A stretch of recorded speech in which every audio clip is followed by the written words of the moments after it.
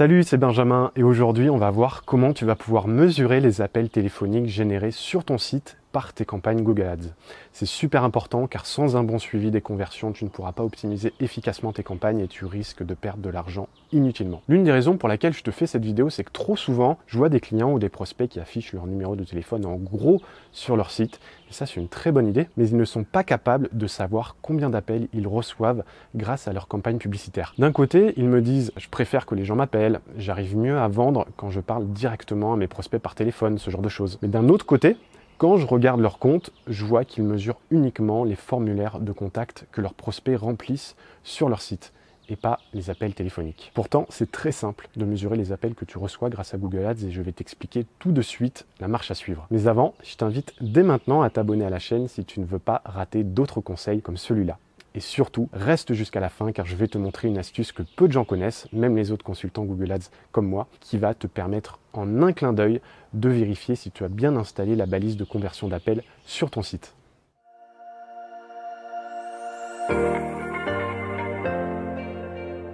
D'abord, je vais t'expliquer rapidement comment Google arrive à mesurer les appels qui sont passés depuis ton site. Donc admettons que ça, ce soit ton site internet. Voilà, on a la barre de navigation du navigateur là-haut. On a ton logo ici, ton numéro de téléphone qui s'affiche là. Et une fois que tu vas paramétrer la balise, ce que tu vas devoir faire, et on va le voir juste après, c'est installer un petit bout de code sur ton site web qui sera bien entendu invisible pour l'utilisateur final, mais qui va te permettre automatiquement de modifier le numéro que l'internaute va voir s'afficher sur ton site. Ça veut dire quoi? Ça veut dire que si ici tu as une annonce Google Ads, voilà, donc un internaute clique dessus et arrive sur ton site. Ce qui va se passer, c'est que ce numéro-là ne va pas apparaître. À la place, c'est un autre numéro. Normalement, c'est le même indicatif qui va s'afficher grâce à la balise de conversion qui aura modifié le numéro de téléphone affiché sur ton site.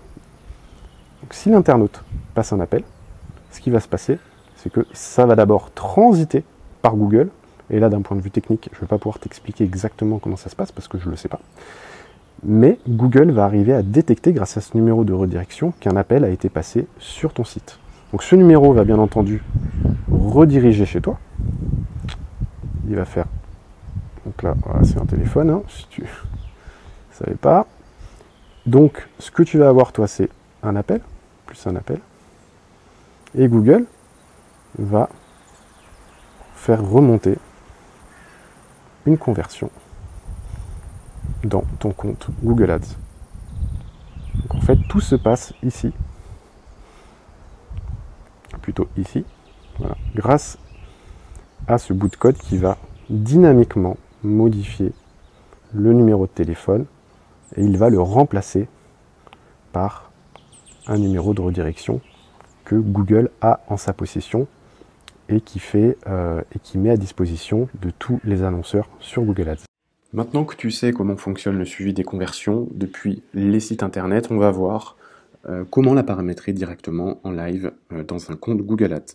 Donc là, une fois que tu es sur ton compte, tu vas dans Outils et paramètres, conversion, puis là, une fois dans les actions de conversion, tu vas cliquer sur le bouton plus pour en créer une. C'est des appels téléphoniques et là, il faudra bien cliquer sur appel vers un numéro de téléphone indiqué sur votre site web. On continue. Alors là, je ne vais pas rentrer dans le détail de toutes les sections du paramétrage, tout simplement parce que j'en ai parlé dans une vidéo, le tuto YouTube 2020. Tu trouveras le lien, je vais te le mettre en haut à droite de l'écran. Tu pourras cliquer dessus et accéder directement à la partie de la vidéo où je parle du setup de l'action de conversion. Tu verras, il y a un système de chapitrage. Tu pourras directement cliquer sur le lien pour accéder à la partie de la vidéo qui parle de ça. Donc on va d'abord, pour cette action de conversion-là, lui donner un nom. Moi, je vais l'appeler appel depuis le site internet. Tu l'appelles comme tu veux. La valeur de la conversion, donc là, ça va être une valeur que tu vas attribuer à chaque appel téléphonique d'un prospect. Soit tu la connais et tu mets une valeur, soit tu ne la connais pas. Et là, tu mets ne pas attribuer de valeur à cette conversion.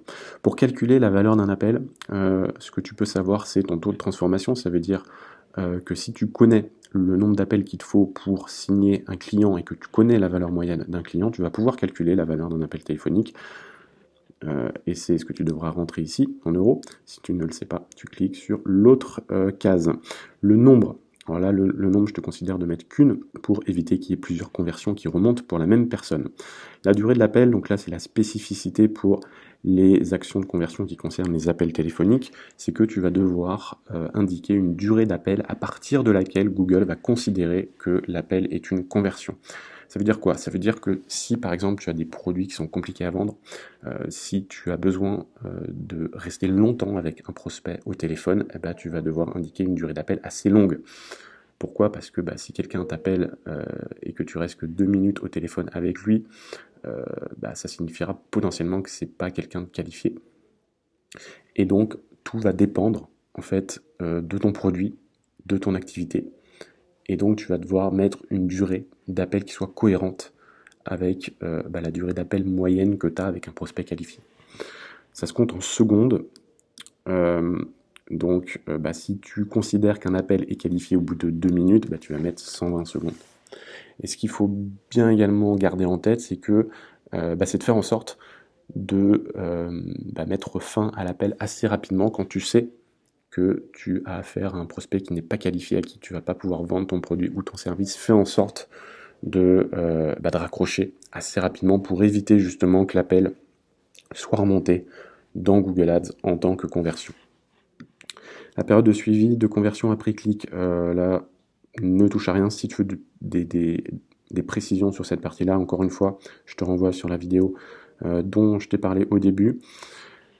Inclure dans conversion, oui, tu veux bien entendu les suivre dans tes tableaux de bord. Et le modèle d'attribution, là, c'est pas super important non plus, sachant que Google va surtout faire remonter les conversions pour les prospects qui viendront d'atterrir sur ton site web. On va voir ça juste après, mais le suivi des appels sur le site web, c'est recommandé pour les business où les gens appellent directement lorsqu'ils arrivent sur le site, pas pour les gens qui prennent le temps d'aller voir d'autres sites ou qui attendent plusieurs jours avant de te rappeler. Donc le modèle d'attribution, tu peux laisser au dernier clic, voire au premier clic. Et ensuite, créer et continuer. Donc là, pour la configuration de la balise d'appel, tu as plusieurs solutions. Soit tu passes par un développeur, donc le mieux, c'est, tu peux lui envoyer la balise par mail. Tu peux utiliser Google Tag Manager également. Ça, c'est quelque chose qui est faisable. Alors, avec une petite subtilité, je pense que je ferai une vidéo qui concerne Google Tag Manager parce que pour intégrer la balise d'appel, il ne faut pas passer par la méthode standard d'installation de balises Google Ads. Le mieux, et ce que je te recommande, si jamais tu sais pas trop comment faire, c'est d'utiliser la méthode classique, c'est-à-dire d'installer les codes de tracking directement sur ton site web. Donc là, il y a 2 bouts de code que tu vas devoir installer sur ton site. Il y a ce qu'on appelle le Global Site Tag. Donc là, c'est un code générique que tu vas devoir installer sur toutes les pages de ton site web. Tu vas devoir le faire si jamais tu n'as pas déjà installé Google Analytics ou un autre produit Google sur ton site. Donc là, si tu sais que tu n'as aucun autre produit Google sur ton site, tu vas copier-coller ce texte-là sur toutes les pages de ton site, tu vois, au niveau des balises aide. Si tu as déjà un autre produit Google comme Google Analytics sur ton site, tu vas juste devoir ajouter cette ligne-là dans le code Google Site Tag, dans le code Global Site Tag existant. Tu vois, donc le Global Site Tag, ça se présente comme ça. Donc si tu as déjà Google Analytics ou un autre produit Google d'installer sur ton site, comme par exemple Google, il y en a d'autres, je vais pas tous les citer, mais ça se peut que tu aies déjà ce code-là. Donc si tu l'as déjà, tu auras juste cette ligne-là à ajouter. Et tu as à chaque fois la consigne qui est indiquée juste au-dessus. Et si tu as déjà Google Ads d'installer sur ton site, si tu as déjà une action de conversion que tu suis sur ton site web, là, dans ce cas-là, tu n'as pas à réinstaller le Global Site Tag, car il ne faut l'installer qu'une fois. Ensuite, tu as la partie balise, je dirais, d'appel en elle-même. Donc là, pour la générer, tu vas devoir mettre ton numéro ici.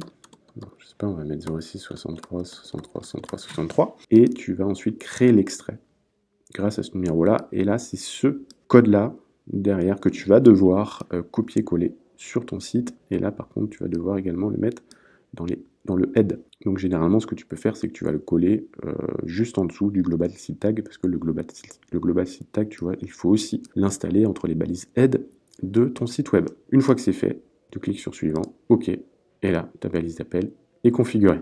Maintenant, les dernières recos à propos du suivi des appels. Alors déjà, comme je t'ai dit, Google va remplacer ton numéro affiché par ton site par un numéro de redirection. Quand c'est un numéro de téléphone avec un 01, un 02, avec un indicatif de région, Google va faire en sorte de garder cet indicatif-là et donc tes prospects ne seront pas surpris. Ce que j'ai remarqué, c'est que Google a également des numéros en 08. Et quand sur ton site tu mets un numéro de portable, comme il n'y a pas d'indicatif régional et que c'est un numéro en 06 ou en 07, Google va le remplacer généralement par un 08. Et là, ça peut poser problème parce que, dans l'inconscient des gens, 08, c'est associé à un numéro payant. Et donc, moi, j'ai eu des cas où on s'est rendu compte avec mon client qui recevait beaucoup moins d'appels à partir du moment où on avait mis en place le suivi des appels sur son site, tout simplement parce que Google avait tendance à remplacer tous ces numéros en 06 par des 08. Donc ce que je fais maintenant, à chaque fois qu'un client a un numéro en 06, c'est que je lui conseille d'inscrire en dessous numéro gratuit, pour être sûr que si le numéro est remplacé par un 08, il y aura cette mention-là qui va rassurer le prospect et il ne sera pas incité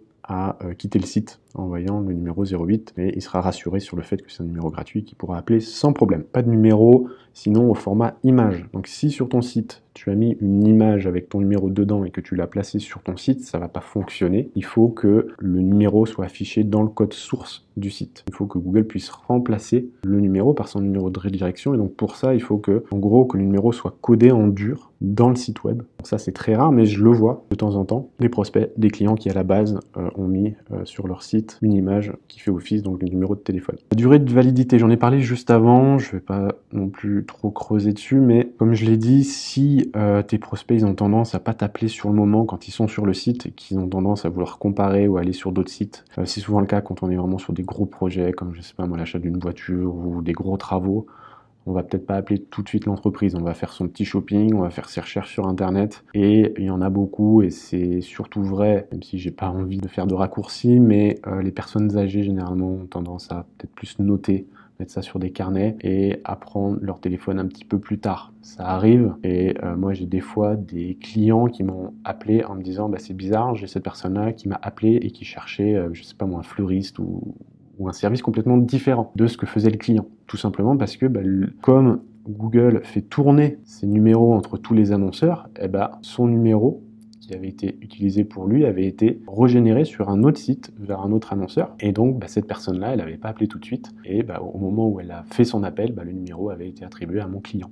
Et ça peut être le cas aussi chez toi. Et donc tu peux perdre des appels si jamais les gens ne t'appellent pas généralement sur le moment quand ils arrivent sur ton site la première fois. Et enfin, comme promis, dans l'intro, je te donne une petite astuce pour vérifier que la balise de suivi des appels est bien implémentée sur ton site ou sur le site de tes clients. Donc pour ça, il va juste falloir que tu ajoutes le dièse suivi de Google-WCC-debug à la fin de l'URL de la page que tu veux tester. Je vais te le mettre en description, tu n'auras plus qu'à faire un copier-coller. Là, on va faire ça sur un site où je sais qu'une balise d'appel a été mise en place. Donc tu vois, je vais rajouter le bout d'URL, enfin le bout de texte après l'URL, on recharge la page, et là tu vois en bas à gauche, il y a une petite fenêtre qui s'ouvre, Google AdWords Website Call Conversions, et là tu vois quand tu cliques sur Force, je vais en gros forcer Google à remplacer le numéro à chaque fois que le numéro est présent sur la page. Donc si je clique dessus, tu vois, le numéro en haut a été remplacé par 999, ça veut tout simplement dire que la balise est correctement implémentée, et s'il y a d'autres numéros